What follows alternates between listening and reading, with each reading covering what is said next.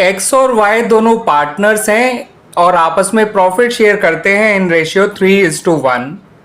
इन्होंने जेड को नया पार्टनर बनाया और जेड के आने के बाद इन सभी का नया प्रॉफिट शेयरिंग रेशियो इक्वल है। जेड जो है वो प्रीमियम फॉर गुडविल लेकर आया है ₹30,000। आपको इतनी इंफॉर्मेशन के बेसिस पे जर्नल एंट्रीज पास करनी है रिलेटेड टू गुडविल।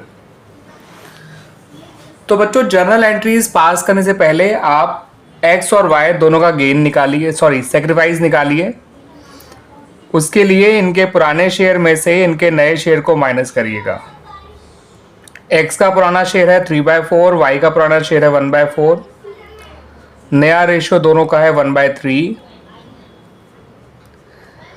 तो एक्स का सेक्रीफाइस आया 5/12 और वाई का गेन आया 1/12। क्योंकि सेक्रीफाइस अगर नेगेटिव आता है तो वो गेन कहलाता है। ठीक है बच्चों, यानी कि Z जितना भी प्रीमियम फॉर गुडविल लेकर आया है वो सारा का सारा X को दे दिया जाएगा। उसके अलावा हम Y से भी जो है उसके गेन के बराबर गुडविल लेकर X को देंगे। अब Y से कितना गुडविल लिया जाएगा, गुडविल के लिए Y के अकाउंट को कितने अमाउंट से डेबिट किया जाएगा, उसके लिए आपको बच्चों पहले फर्म की गुडविल पता होनी चाहिए।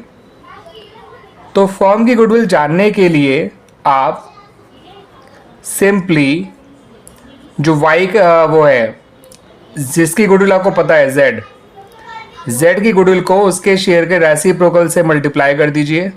ये आ गई पूरे फर्म की गुडविल 90,000। ठीक है बच्चों, अब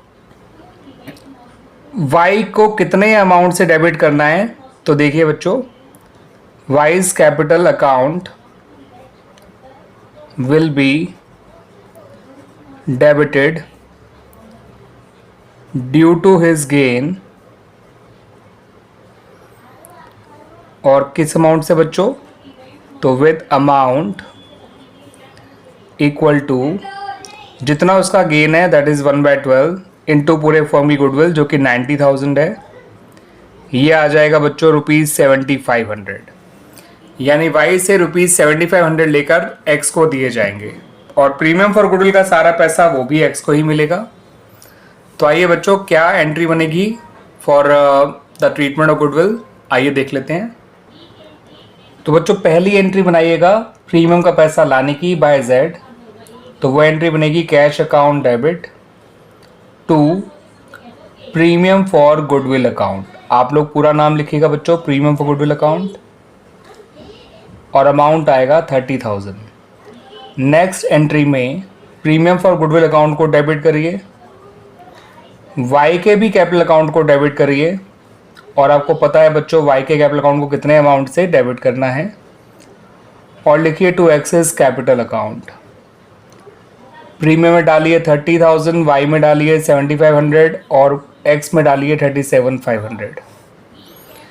इस तरह से ये एंट्रीज बनाई जाएंगी बच्चों, इतनी एंट्रीज बनाई जाएंगी for the treatment of goodwill related to this question. Y को हमने इसलिए डेबिट किया बिकॉज वाई गेन कर रहा है, और वाई को कितने अमाउंट से डेबिट किया उसके लिए आपको फर्म की गुडविल पता होनी चाहिए थी। तो हमने जेड की गुडविल को हेल्प से फर्म की गुडविल पता कर ली, और जितना फर्म की गुडविल निकल कर आई इनटू वाइज गेन, उससे हमें पता चल गया कि वाई कितने अमाउंट से डेबिट किया जाएगा। अब क्योंकि वाई पुराना पार्टनर है और फिर भी वो गेन कर रहा है, इसका मतलब जो एक्स का सेक्रीफाइस है वो पूरा जेड का शेयर प्लस जितना वाई गेन कर रहा है उसके बराबर होगा। ठीक है बच्चों, आपने देखा भी था कि एक्स का सेक्रीफाइस 5/12 आया था। अब आप जेड के शेयर को जो कि 1/3 है और वाई के गेन को जो कि 1/12 है प्लस करके देखिए, ये 5/12 ही आता है। ठीक है बच्चों, ओवरऑल सेक्रीफाइस ओवरऑल गेन के बराबर हमेशा होना चाहिए।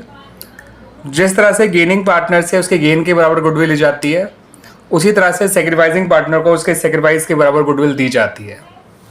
ठीक है बच्चों, अगर आप 90,000 का 5/12 निकाल के देखेंगे जो कि एक्स का सेक्रीफाइस है, तो भी आंसर 37,500 ही आएगा। क्लियर बच्चों, आ गई बात समझ में?